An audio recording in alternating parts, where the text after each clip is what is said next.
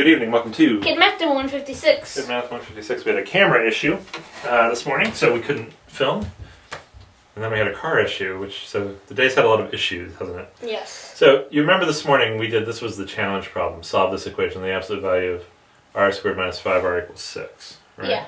So I'm going to change it to just a different problem, and we're going to talk about just the concept of how we solve this. How about absolute value of r squared minus 5r equals, I don't know, 1, say. Okay. Okay.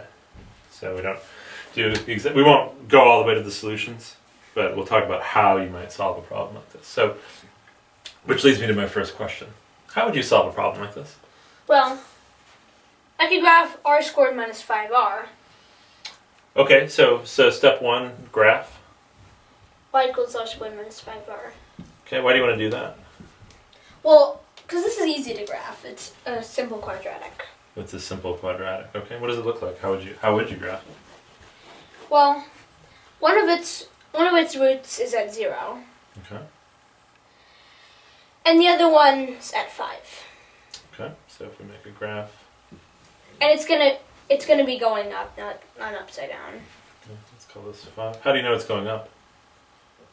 Well, because r squared is usually bigger than 5r.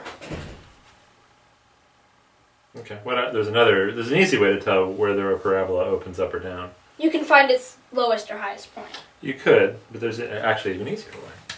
How do we know this one opens up? It is certainly true that r squared is usually bigger than 5r, and that's true. But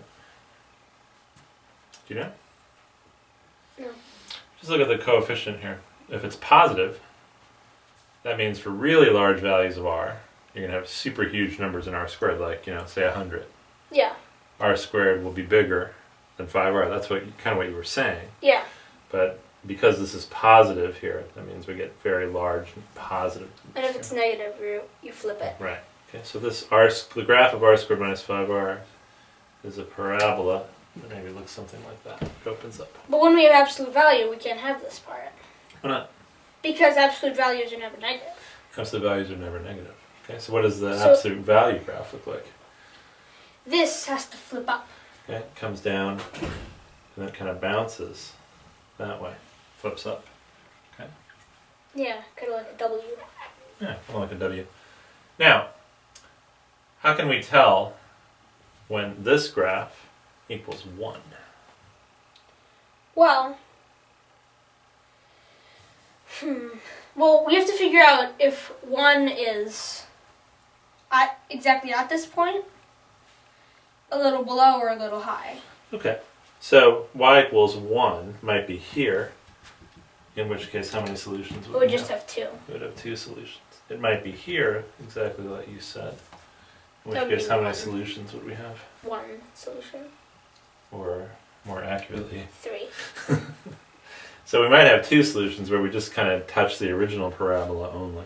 And then you touch the new part. We might have 3 actually where we just have a tangent right there. And then 4. We might have 4. We touch both areas of the parabola. Okay. Now, how do we know 1's not down here? How do we know our line's not down here? Because 1 is positive. This one's positive. Okay, very good. So, how can we tell how high this hump goes? Well, we have to figure out what this point is. Okay, what is that point? Well, it's 5 halves. Okay, how do you know it's right in the middle? Because it's right in the middle. The highest to lowest point is always in the middle of the 2 roots. Okay, that's fair enough. That highest point here used to be the lowest point of the parabola, which is in the middle of the 2 roots. So we just have to figure out where 5 halves is.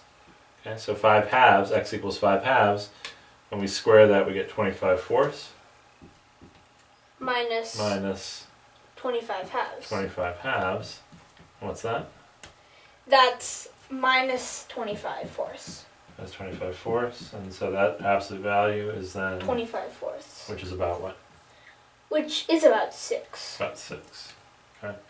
Now, interestingly, the original problem was equal to 6. So you actually had to do better than it's about equal to 6. But about equal to 6 is good enough for this problem because why?